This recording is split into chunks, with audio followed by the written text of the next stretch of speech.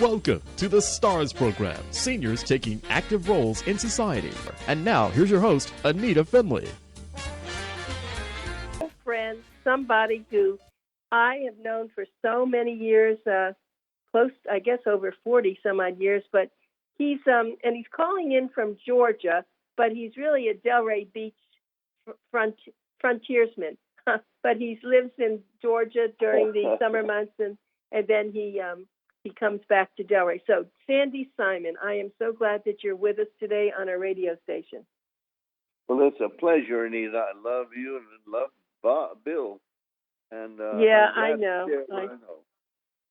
Well, what I want you to do, as we, not only, of course, your whole profession was as a big real estate developer, a big one, but I'd like to pass that by. I'd like to start going with all the books and all the creative things you've been doing in a different way. And I want you to start off with one of the books that's the most important to me was A Stroke of Genius, which you wrote in 2001. And I think you just upgraded it in 2014, didn't you? Yes, I did. And in the new one, I have a good section, a chapter on how to get up off the floor if you fall down. Wow. That's a major problem, and it's got photographs and a trainer who's guiding me in the photographs. And I hope it helps I know it's helping a lot of people. I get feedback. I've fallen down perhaps 300 times since my stroke, sometimes in the dark when I didn't even know where I was, and sometimes on a street corner. It's terrible. Let's go back to what happened. I think that's important. So Sandy Simon was healthy like everybody else. You're walking around, and then tell us what happened, Sandy. Well, I was 56 at the time and doing very well in my life and my work. I was very involved with charity work. And one afternoon, I took a nap, and I woke up to take a shower and go out to dinner. I had a date. I was divorced at that time.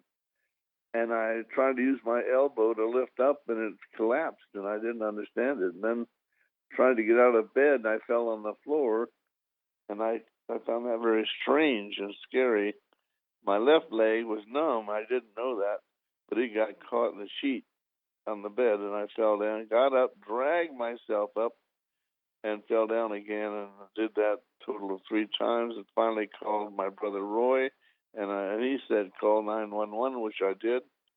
It was very quick, and they were there, and thank God, because I didn't know what was going on, but I remember when the EMT put the mask on my face, he said, you're going to be fine, we're here. And I could breathe. I went into a coma, and I went into ICU at Bethesda, and for the next 90 days, I was at rehab, Pinecrest on Linton, and had 2 terrific therapists, young women. Actually, I had 5 therapists, psychological, speech, physical, the other one that teaches you daily activities. Occupational, thank you. Right.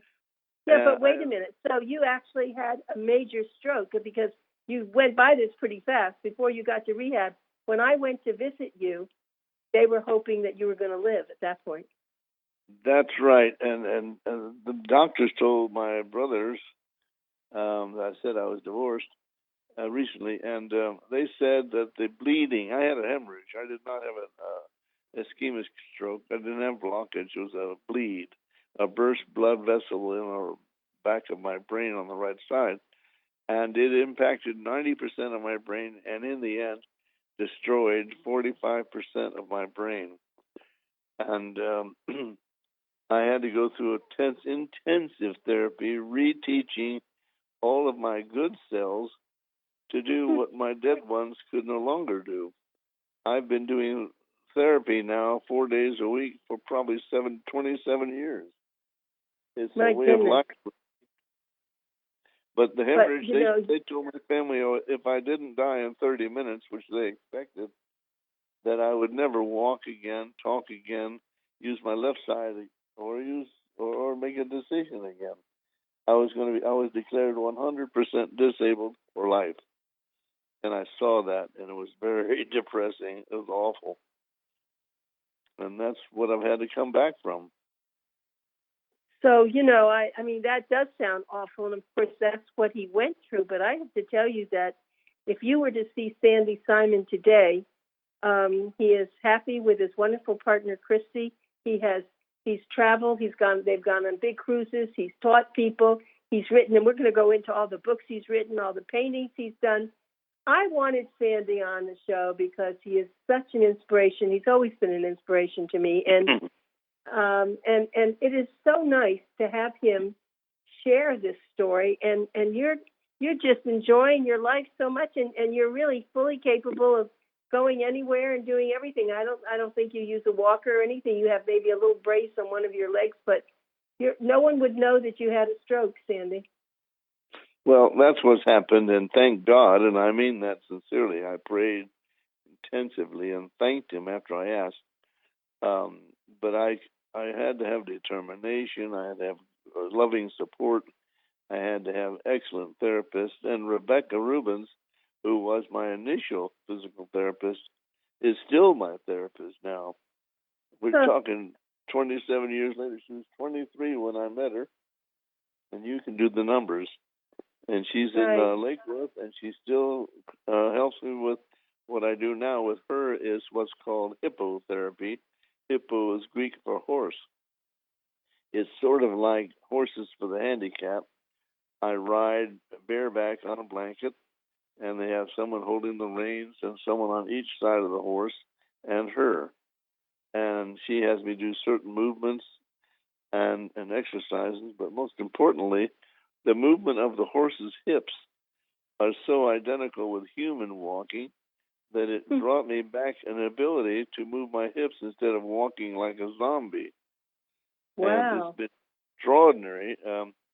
It's probably my 30th therapy. I've done so many, and yet it's all been positive. And the people that are therapists, I kiss their feet. They're just the best. And they have no limit to their enthusiasm, positive attitude, and willingness to help. They're just fabulous people. And one thing that I remember, excuse me, Sandy, one thing I remember you always have said to me, though, when we were here and we were doing things together on a more frequent basis, that people should not give up because, it was the word when you had a stroke, well, that's it. After a year, 2 years, just sit in your chair and that's it. But you always said something different. What did you tell people? Well, the doctors at that time, even later, said that that you would improve. Your improvement would be 90% within 6 to 12 months, and that's a little bit misleading because, first of all, the patient thinks that he'll be 90% back to his normal life. That's not what they're saying. They're saying that of the improvement, 90% will be in 6 to 12 months, which is misleading, frankly. And it's not true. At the University of Alabama, Birmingham, they have a very specialized operation there with stroke. And they and the Wisconsin University have seen tests where you still improve after 20 years. And I can tell you that's true. That's because I have. And I was at Harvard. I was invited to speak at Grand Rounds at Harvard Medical School and Mass General, and it was a really honor. And I talked to the head guy, the doctor, the neurologist, the lead one, and I said, "This isn't true, is it?" He said, "No, it's not." And I said, "Well, how did the medical community get there?" And the insurance people and Medicare all take that position. So after 6 to 12 months, there's no more funding. So it's a self-fulfilling prophecy. They shut off the money and you don't improve because you don't get therapy anymore. It's a terrible thing. And he said it came out of World War II and they thought they could do it. And everybody just kept building on that issue that they thought they could do it. Didn't work. And I said, well, it's one thing for Sandy Simon to say something, but it's another if Harvard Medical School would declare that's simply not true. He agreed, but I never heard the report. Well, you were so far ahead of yourself with this, but that's, you see, your personality, and you have a rare personality. That's what the difference makes for you versus other people. You are a person that when they say you can't do it, you said, oh, yes, I can do it. And that stuck with you in so many things that you have done. But now that you've written the book, you've written now another part of it, and now you're even working on more things about getting up. That's quite an interesting thing that happens to people with a lot of other illnesses. But I don't want to dwell then on this anymore. I want to move on to all the books. The next book, and I'm wondering, was it Remembering the History of the Florida Palm Beach Coast, or was it the one that you did, the Sunrise over Beirut? Which was the next one? Well, the next one was, after Remembering, I wrote two more on the history of South Palm Beach County. What you see, Highland Beach contacted me and asked me to come and write a book about their history like I did for Delray. And it was really funny, Anita. I said, I grew up here. I'm a native of Delray. And in high school, we used to take our dates down to Highland Beach and park on the dune because nobody would bother you there. There was nobody there. Right. So I said, page one of your book is, there's a space of 2 miles between Boca Raton and Delray Beach with A1A going through it. It's got a nice beach and an outcropping of coral and 1 million big blue crabs that cross A1A during spawning season and millions of mosquitoes in the swamp. That's at page 2. The beach is there. The outcropping is still there. A1A is still there. And the swamp is gone, and so are the mosquitoes. And I said, the crabs now are in big buildings. That's funny. Anyway, I wrote that book, and then I did a third one on the Renaissance. No, wait, before you get past that, I remember when you said that to my husband, to Bill, and what is in Highland Beach? How are you going to make a book? Well, you did some fantastic stuff with that. Why don't you share the kind of history that you discovered? Well, thank you. When I told the mayor that, he laughed and said, no, you got to come down here. You see, we found, I think it was 300 and some bodies, skeletons, in the dune as we were digging a garage for a new condominium in the dune. And we had them tested, and they tested for 3000 BC. I said, whoa, that really changes the whole perspective. So I opened up some way to write about them because there was no information.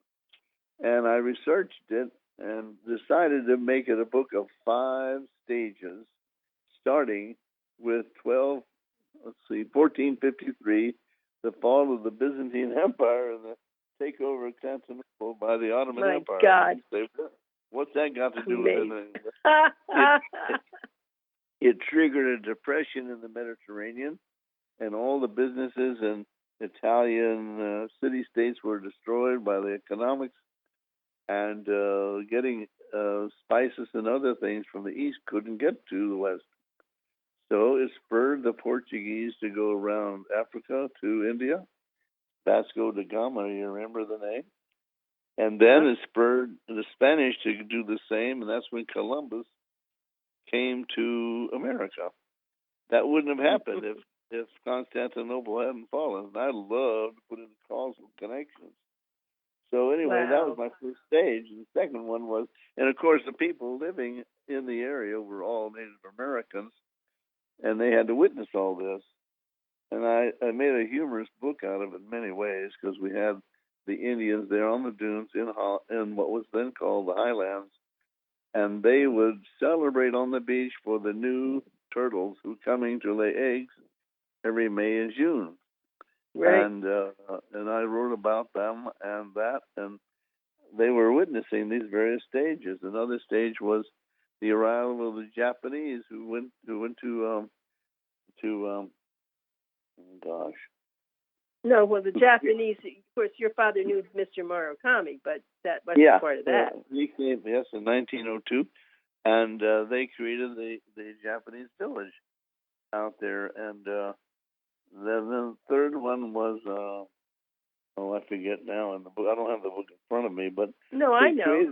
5 stages, and it came to finally to what it is now. And then I wrote a lot about what happened during the recession when it destroyed the savings and loan industry, and a lot of high rises were coming into Highland Beach faster than you could blink your eyes.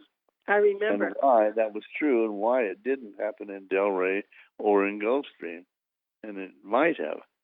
But at that time, that was in 72, Delray Beach voted to lower the density east of the intercoastal from 45 dwelling units to 15. And as a consequence, there's only about 5 high rises in Delray. Could have been 40 or 50. Yes. And Gulfstream, of course, did not. And they continue with very nice large lots and did not go condominium until recently. But it was a kind of a lot of history that you have in your brain and it's not been out there. That's why I'm so glad that you're going to start coming on our radio show and filling us in on a lot of things. And we probably won't have time to go through a lot of the Delray stuff. We will another time. But I wanted to continue with your books. You never really, when you went to Georgia Tech and you got your master's degree, you never really thought you were an author, did you? I mean, isn't there something new that came for you? I couldn't write a paragraph before my stroke. But after my stroke, amazingly, now I was just in bed almost all the time, recuperating, and Rebecca told me the best year of my life was going to be the year after my stroke, which was an amazing statement because I couldn't do anything. I had to live in from Jamaica, and she had to do everything for me, and I don't want to go into details, but everything. Yeah. I had a bell, and I was in the guest room. Anyway, I was really unable to do anything physical. So I would sleep all day, and then after dinner, I'd sit at the dining table and start writing, and suddenly I was writing poems and words. I did millions or thousands of happy words like sunrise, sunset, flower, strawberries, anything that made me feel good. Because I was so depressed. You get into deep, deep depression. In fact, I was at one time suicidal. And I wanted to fall off the balcony of my apartment that was up a number of stories.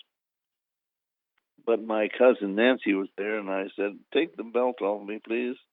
She said, "What are you talking about?" I said, I don't want to live anymore. I can't live like this. Nothing works. And she wouldn't do it, and she took me inside. And so I didn't do that, but I wanted to.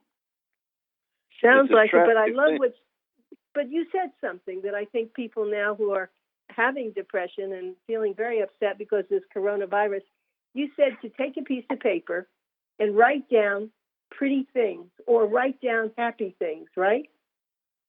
Exactly. Things that make you feel good. And I had a trainer at the gym, a young guy who was a football player and nice man, but he was hooked on, I guess, opiates as well as beer and whiskey. And we would talk about it time and again, twice a week when I was there with him. He was a wonderful guy, but could not shake the addictions. And ultimately, he overdosed. And while he was really in trouble and depressed, I'd say, you've got to get outside yourself. You have to quit thinking about you. Go read to the children. Go help the elderly. Go give yourself to other people. And I really believe that's what brought me out. You know, they have support groups in hospitals, and I went a couple of times, and I came back, and I said, "Rebecca, I'm not getting anything out of that." She said, "You're not supposed to get anything out of it. You're supposed to give it to them." So ever since, I wrote the book, and I've been all over the country speaking at stroke conferences from Boston to Kansas to Miami and points in between. And I've spoken on cruise ships on 30 different cruises. I was asked to speak, and I couldn't believe it, but I did. And so I got outside of myself and helped other people. And as you know, in our Judaic Christian belief, life is meaningless unless you serve others. Yes. And it's really true. If you stay inside yourself, even now, and there's a great parallel with this coronavirus, if you just stay in your house, sit in your chair and watch television and worry about yourself, where am I going to get my food? Where am I going to get my tissues? What's going to happen to me? What's going to happen to my family? If you do that, you're going to get deeper and deeper in depression, and that's ridiculous because it's not true. You will be out of this thing in months, and the weather's good, it's beautiful, and I spend a lot of time painting now and writing, and I just want people to know that when there's a personal tragedy like this, you hang in there, you stay determined, you maintain your life, and in the end, you will come out a better person. And that happened to me, a much happier person. And we'll all be a lot happier after this thing is over. But we have to be patient with ourselves and with the world. And with the Lord. I love this. I knew that you would be inspirational today. That's why I was so glad you could come on the radio. And there are a few other things, and we'll come back to that later. But I didn't want to forget that you did start to write a couple of more. Well, you wrote quite a few more books, but one, it was the sunrise over Beirut. That was a personal thing, wasn't it?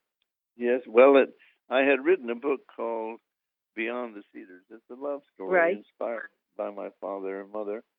It's not a biography by any means.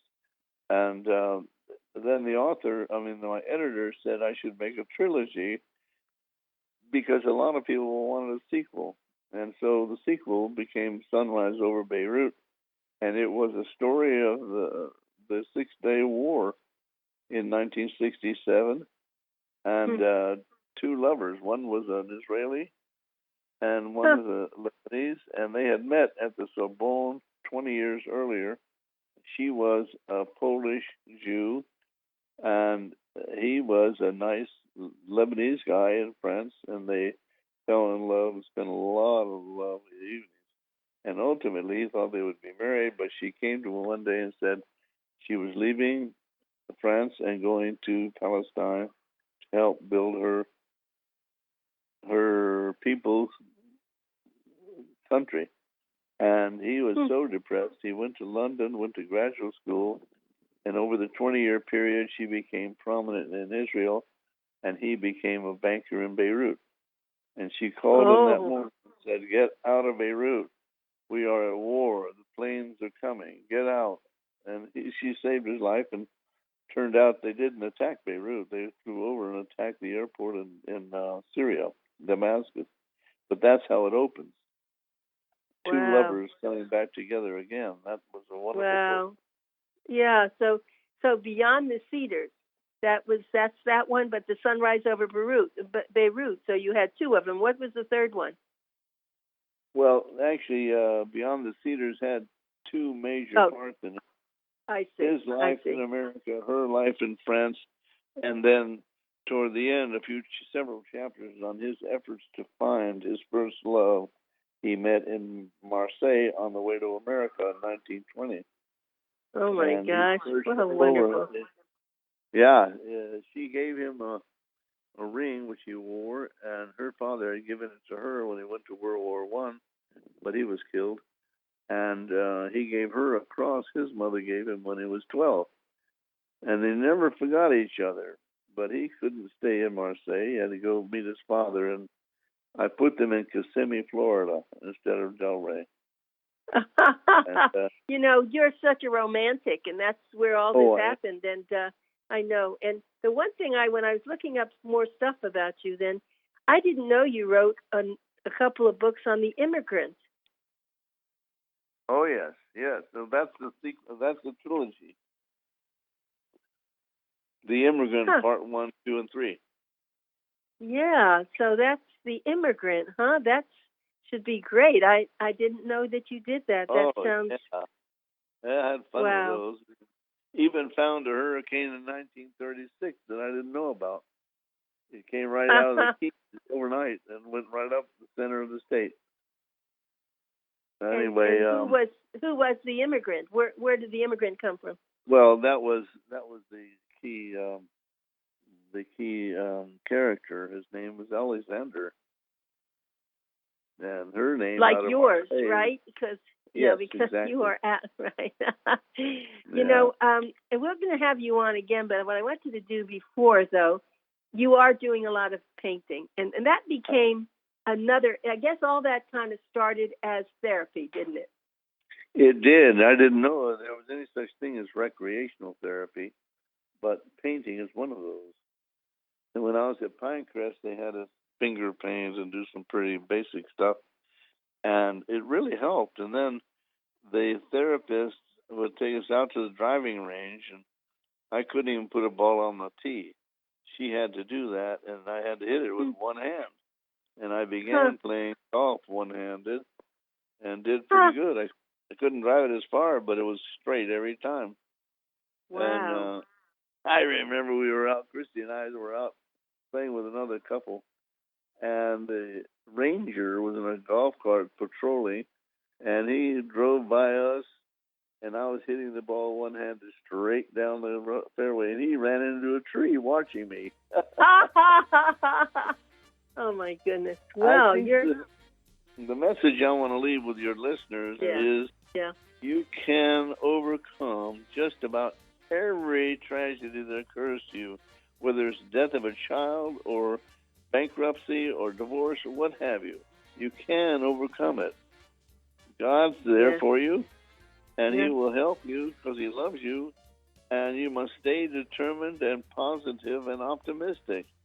Not look back, look forward. That's my message. Your message is always great, and we're going to get you back again, Sandy, but I have to tell you, this was such a wonderful interview. We're going to put it on YouTube, and people will be able to see and hear you, and thank you so much, and hello to Christy, who's been the most important partner in your life, too, and we'll do more with you in another time, but thanks, Sandy. Stay well. Thank you, Anita, and I look forward to it. Yes, thank you very much.